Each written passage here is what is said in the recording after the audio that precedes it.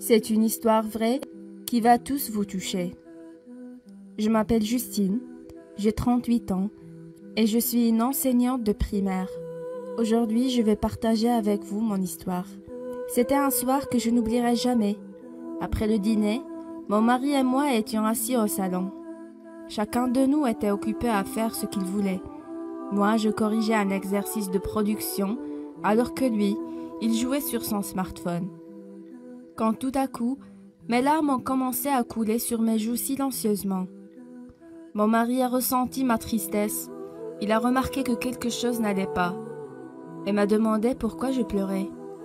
Je lui ai dit qu'hier j'ai demandé à mes élèves de rédiger une production écrite et de parler de leurs plus grands souhaits. En corrigeant, la dernière feuille m'a énormément touchée. Ce petit garçon a écrit « Mes parents adorent leur smartphone.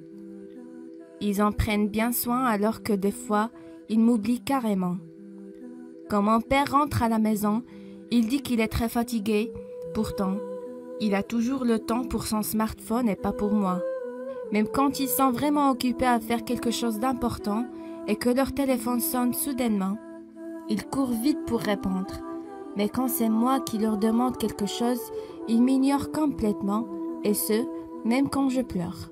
Mes parents jouent tout le temps sur leur smartphone, mais rarement avec moi. Quand ils sont au téléphone, ils ne m'écoutent jamais. Même quand j'ai des choses très importantes à leur dire, il arrive souvent qu'ils me crient dessus pour aller dormir, regarder la télé sans dire un mot ou aller m'occuper ailleurs tout simplement.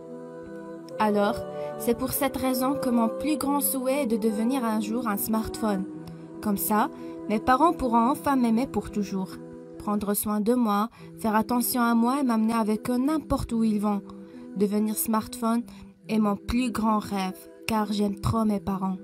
Après avoir tout lu, mon mari m'a regardé avec des yeux pleins de chagrin et m'a dit que ses parents sont insoucieux, qu'ils ont tort d'ignorer leur enfant et que je devrais peut-être leur parler de ce grave problème, car le pauvre petit garçon a besoin de leur attention et de leur amour.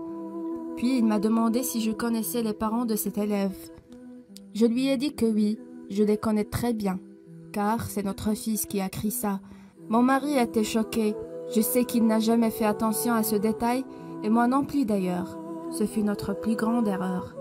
Il ne faut jamais sacrifier le temps qu'on devrait passer à côté de notre famille, peu importe la raison. Les smartphones sont conçus pour rendre notre vie plus facile et pratique, et non pas pour nous séparer du monde réel. Sachez qu'il n'est jamais trop tard pour changer votre vie. Profitez au maximum de votre famille et vos proches.